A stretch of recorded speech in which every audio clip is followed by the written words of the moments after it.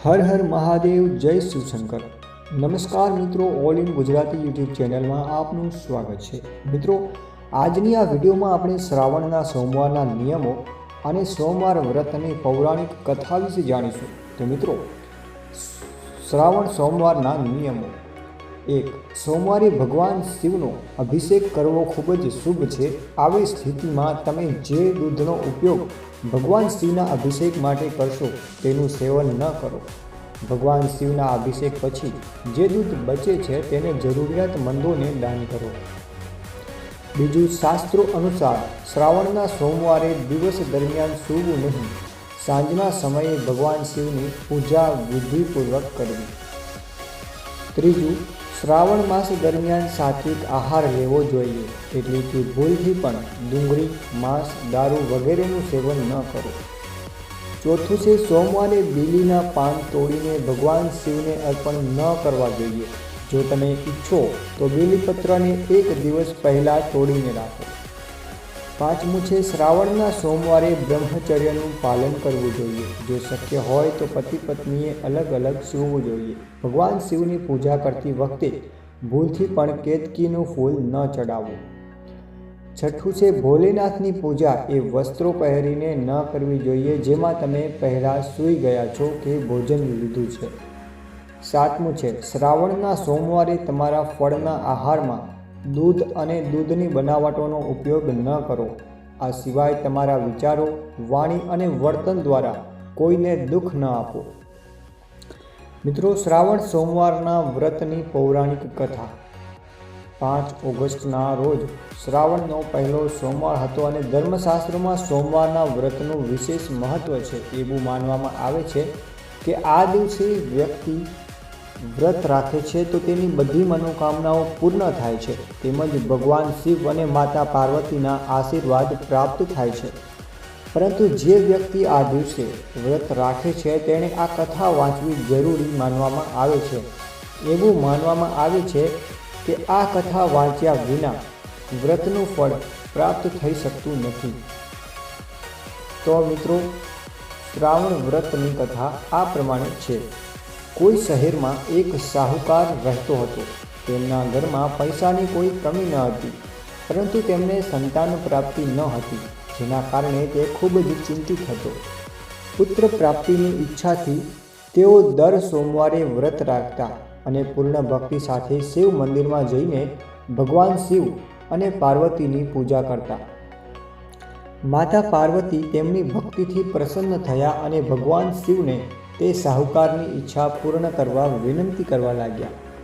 પાર્વતીજીની ઈચ્છા સાંભળીને ભગવાન શિવે કહ્યું, હે પાર્વતી, આ જગતમાં દરેક જીવને તેના કર્મોનું ફળ મળે છે અને તેના ભાગ્યમાં જે હોય તે ભોગવવું પડે છે. પરંતુ પાર્વતીજીએ તેની ઈચ્છા પૂરી કરવા આગ્રહ કર્યો. માતા પાર્વતીના અનુરોધ પર ભગવાન શિવે શાહુકારને પુત્ર પ્રાપ્તિનું વરદાન આપ્યું, પણ સાથે કહ્યું કે આ બાળકની ઉંમર માત્ર 12 વર્ષની હશે. શાહુકાર માતા પાર્વતી અને ભગવાન શિવ વચ્ચેની વાતચીત સાંભળી રહ્યો હતો. આ સાંભળીને તે ન તો ખુશ થયો કે ન દુઃખી. તેણે પહેલાંની જેમ ભગવાન શિવની પૂજા કરવાનું ચાલુ રાખ્યું. થોડા સમય પછી શાહુકારનો પુત્રનો આશીર્વાદ મળ્યો. જ્યારે બાળક 11 વર્ષનો થયો ત્યારે તેને અભ્યાસ માટે કાશી મોકલવામાં આવ્યો.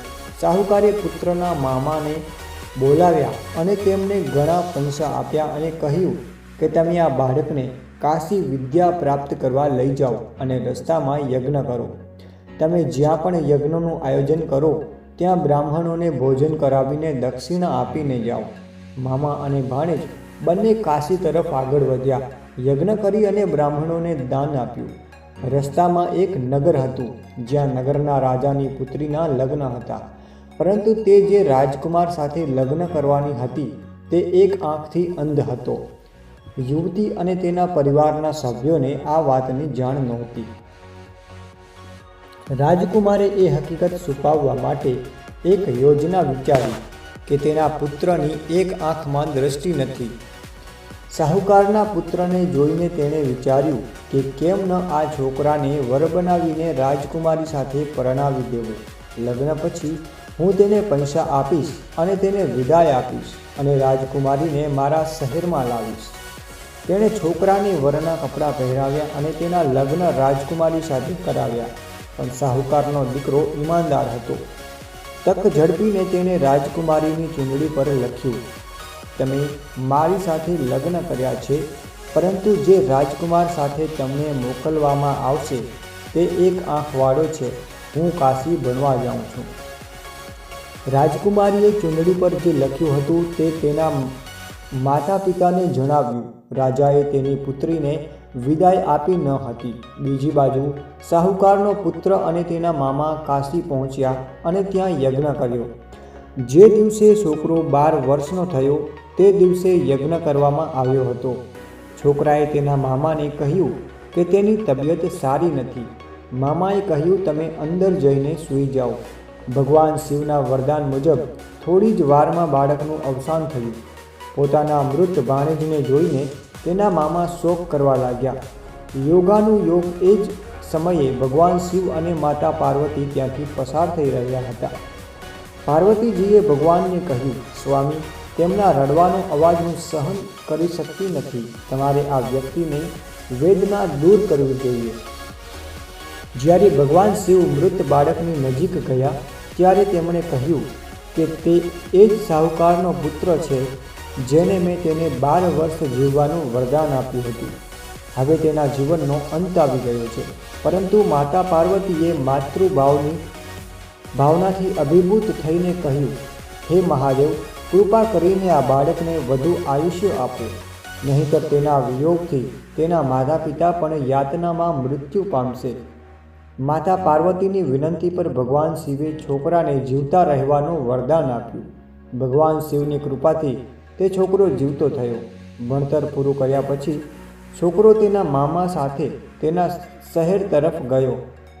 બંને ચાલવા લાગ્યા અને એ જ શહેરમાં પહોંચ્યા જ્યાં તેમના લગ્ન થયા હતા. તેણે તે શહેરમાં યજ્ઞનું આયોજન પણ કર્યું હતું. છોકરાના સસરાએ તેને ઓળખ્યો અને તેને મહેલમાં લઈ ગયો. તેનું મનોરંજન કર્યું અને તેની પુત્રીને વિદાય આપી.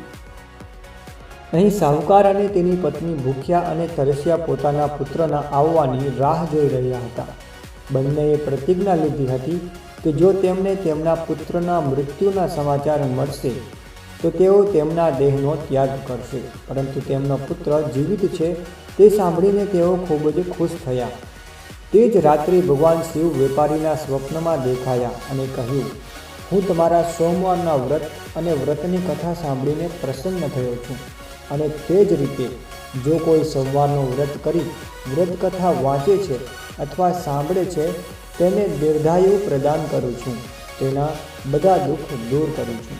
તો મિત્રો, આ હતી સોમવારના વ્રતની કથા.